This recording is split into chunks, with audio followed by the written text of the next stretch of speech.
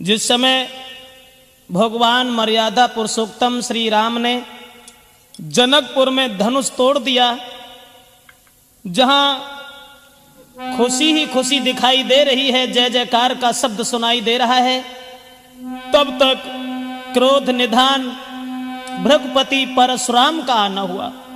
और जब परशुराम ने भारी भीड़ देखी तो जनक से एक बात कही, जनक कि हे जनक कहो क्या कारण है, ये भारी भीड़ भाड़ क्यों है।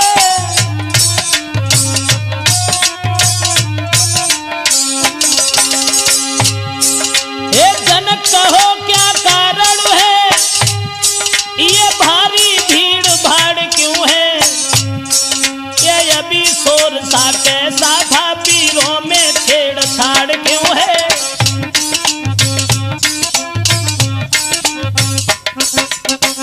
परशुराम ने आते ही आते जवाब दिया है कि जनक, आज से पहले हमने तुम्हारे दरबार में इतनी लंबी भीड़ कभी नहीं देखी, क्या कारण है।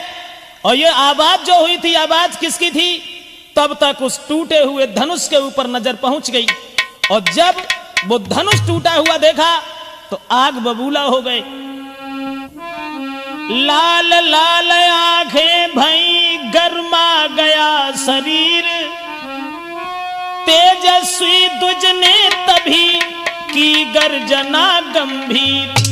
हाथ में फरसा उठाया और कहने लगे, जनक कौन था वो बहादुर जिसने भगवान भोले बाबा के धनुष को तोड़ दिया। कौन थी वो मां जिसने उस पहलवान को जन्म देकर के स्याना किया, जिसने भोले बाबा के धनुष को तोड़ करके सीता जी के साथ रिश्ता जोड़ करके अपनी मौत को बुला लिया। बड़े बड़े बहादुर और परशुराम के क्रोध को निहार करके उनके पैरों पर गिरने लगे, बिना पूछे ही सारा परिचय देने लगे। और सबको दुखी देख करके, सीता को उदास निहार करके भगवान राम ने दोनों हाथ जोड़े और कहा कि माफ करना ब्राह्मण देव, धनुष तोड़ने वाला कोई गैर नहीं है। कि नाथ शंभु धन भंजन हारा, और हुई है ही को एक दास तुम्हारा।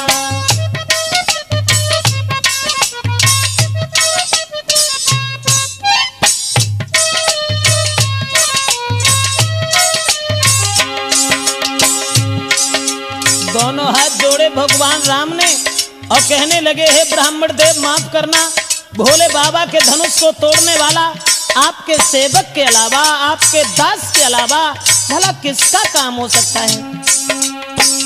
आयुष का कही किन मोई, सुन रिसाई बोले मुनि कोई।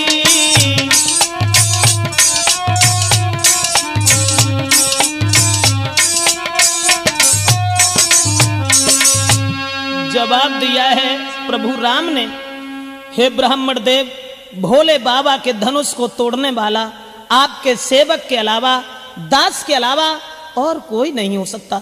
जो ये वचन सुने तो परशुराम कहने लगे, सेवक के बारे में तुझे कुछ ज्ञान नहीं है। सेवक तो वो होता है जो सेवा जैसे काम करता है। बिना बात के कलह बढ़ाना, लड़ाई करना क्या सेवक का धर्म है। और अब हम समझ गए राम। परशुराम बोले कि हे राम बना है अगुआ तू इस क्षत्रिय दल की गाड़ी में।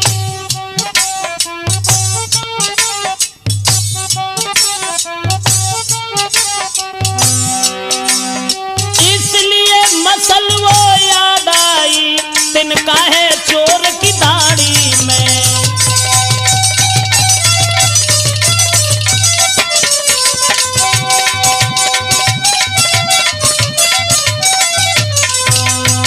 परशुराम कहने लगे कि राम, इसका मतलब है कि चोर की दाढ़ी में तिनका है। इसका मतलब है कि वो धनुष तुमने तोड़ा है। जो सबसे आगे तुम बोल पड़े, तब तक लक्ष्मण आगे बढ़े और कहने लगे, आइए ब्राह्मण देव, बड़े दिन से हम तुम्हारा नाम सुनते चले आ रहे थे।